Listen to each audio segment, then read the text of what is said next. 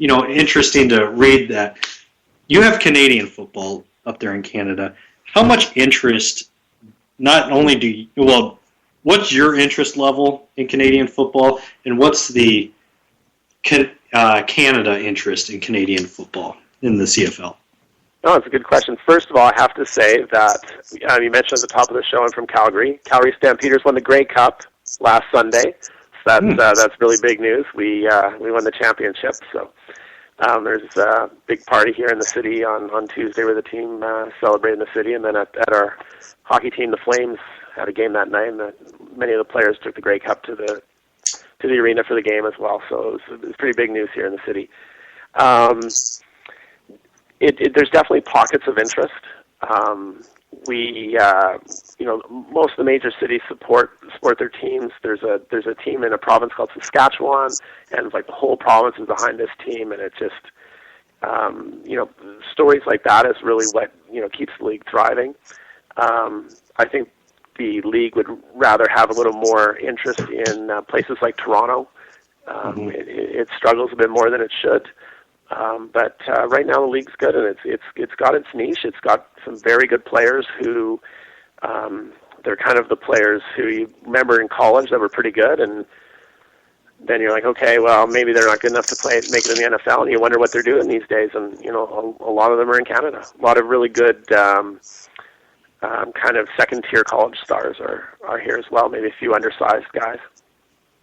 Well, how has the Canadian Football League, because I'm pretty sure I do a lot of my show without research, believe it or not. But, I believe Tommy Frazier from Nebraska went up and played in Canada, and he was just pretty much an option quarterback at best, because he couldn't throw 10 feet in front of himself. But you look at as college football has progressed with, into the read option and, the passing game just being obnoxious. How has the Canadian Football League changed as far as, the style of play? Because it was like they got all these quarterbacks that were in running systems in college football that the NFL would never take a second look at back in the day. And now it's like there's Todd Reesing, for example, from Kansas.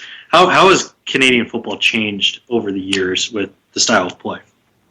So I would actually say that the style of play in the United States is actually looking more and more like it is in Canada. I actually overheard Doug Flutie being interviewed on the radio this past weekend, and they were talking about his big, Hail Mary pass at his 30th anniversary of that or whatever, and he made that exact same comment that they're now doing things in the States that they've been doing in Canadian football for 20 years, back when Flutie was playing in the CFL.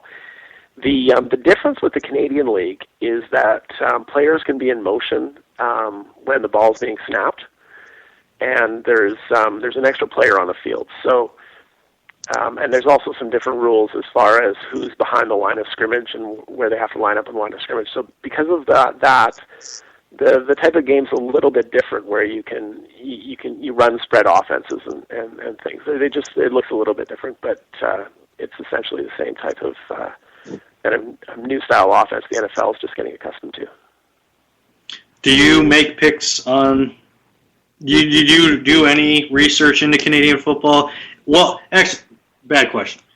What is your, is there gambling on Canadian football in Canada? Yes, I mean I've made a bet or two in Vegas on the Grey Cup before, so they do. You can find bets on Canadian football. I don't research it as much. Other than following my team here in Calgary, I don't follow the Canadian Football League as much as I do the National Football League.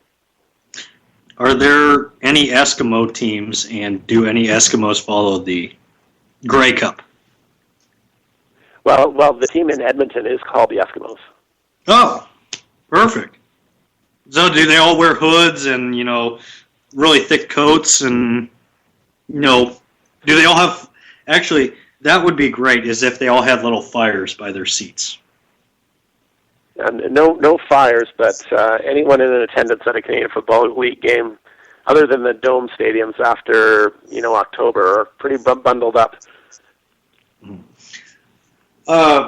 Okay, back to the NFL.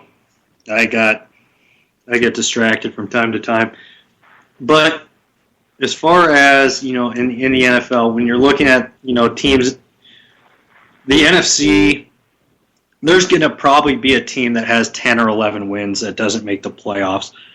As far as that goes, what's your prediction for who is that going to be? Is it going to be the Cowboys, or is it with the Cowboys? Are they going to find a way to get to 8-8, or is it going to be the 49ers? Or do we even have to worry about a 10 or 11 win team not making the playoffs?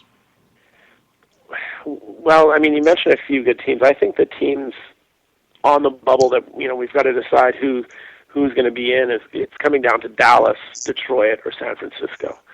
And San Francisco, but just by virtue of their record, are on the outside looking in. They've still got to go to Seattle and play Seattle at home. Dallas is winning tonight quite decisively, so that's looking good for Dallas. I think the team that's been overachieving all year is Detroit. I can't see them there at the end of the day. If you're asking me wild card teams, it's probably Seattle and Dallas, but that would be my best guess. Do you think? Obviously, you're not a fan of Detroit, but why is that? Are you anti-Stafford, and if so, why? Well, I don't know if they've really played I guess the type of schedule that I thought they as well as they have, and their schedule's been a little bit weaker than, I guess, I look at games like the game in London against Atlanta. That's a game they should have won. It didn't happen. It was a very close game. It should never have been that close. They're really not putting a lot of points on the board. Last week on Thanksgiving was an exception, but averaging very, very low points. It's a good thing their defense is strong as well, though, that helps keep the other team's points down. Stafford's good. He doesn't have all the weapons. It'd be nice if they had a better running game to support, his passing, give him a little more balance. Well, what do you, obviously, when it comes down to making picks and all that stuff, you don't look long term. You look right. You look what's right in front of you, and what's in the you look at the past. And you look what's right in front of you. You're not looking at the future. But with Stafford, do you think people are a little too hard on the guy? Because I don't think everybody is like, oh, let's get rid of Stafford. Let's get rid of Stafford. Okay, what's the alternative? And that's always my question for all these teams that want to get rid of their quarterback. And I think there's far better quarterbacks this day and age than there ever were in the 90s or the 80s. Like, the quarterback position is pretty good right now, kind of like the point guard position in the NBA. It's pretty damn good. And the people that are so quick to want to get rid of, a Dalton or a Romo, or, you look down the line, I just find it curious who is the, who's the answer? Yeah, no, I don't think they should get rid of Stafford. I mean, I think they need to build around him, and I just don't think the Lions are ready yet. They just need a few more pieces. They've built the defense to where I think they've built a playoff caliber defense. Whether they get to 11 wins, I don't know. Even if they do, I wouldn't characterize them as an 11-win team. I reevaluate the season. I still see them as more of an 8-8, 9-7 team, but heading in the right direction. I think I think they've got a good coach. Caldwell, I think the right person. We'll see where he can take them in the future. Of the players that, or of the quarterbacks that have been, the quarterbacks that have been, I guess, asked to be, or people who want to get rid of them for the organization, what's the most ridiculous one you've seen? Whether it be Twitter or when you may, have your golden rules, what is the most ridiculous one that you've seen where people want to replace him?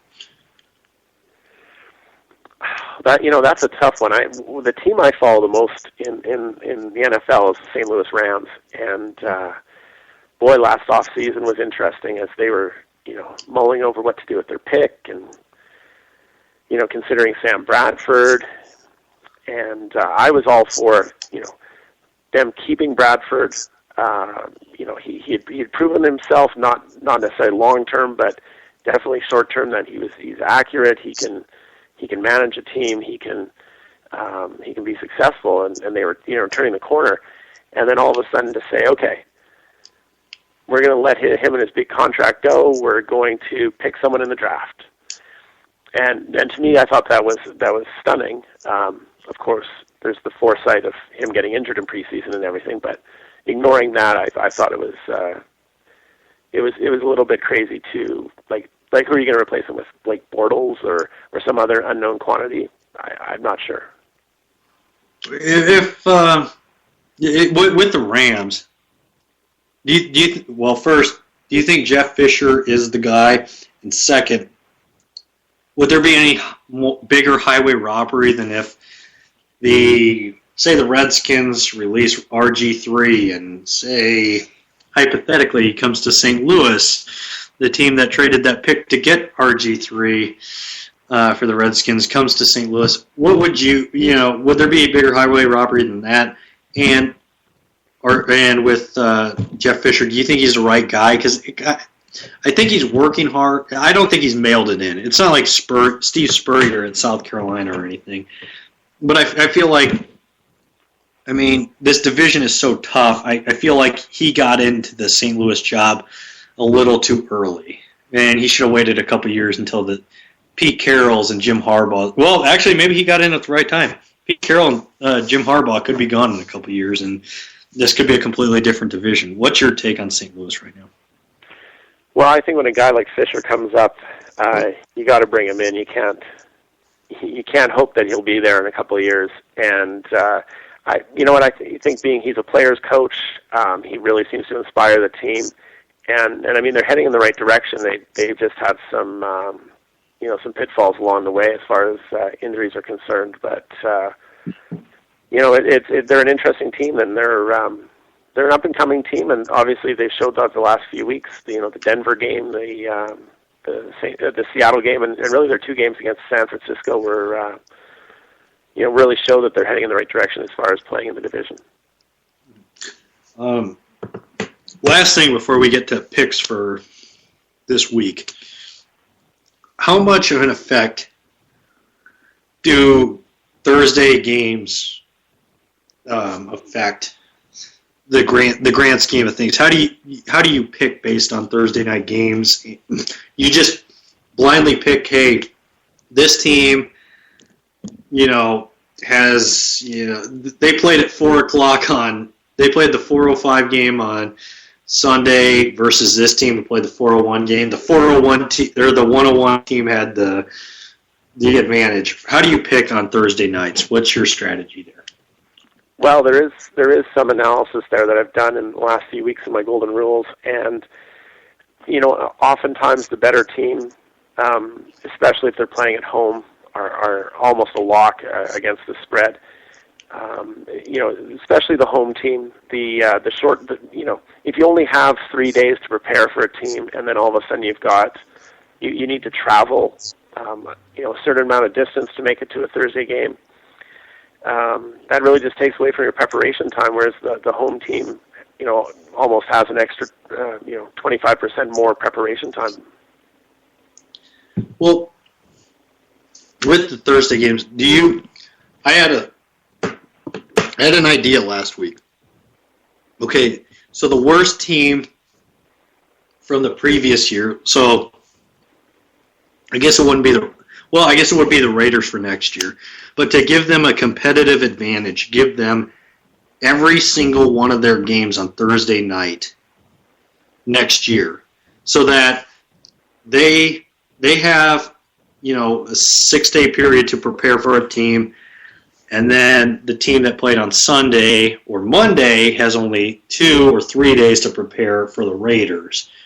That being said, so that the Raiders actually get an advantage so the worst team in the NFL not only gets the first overall pick, but they get a competitive advantage against teams the next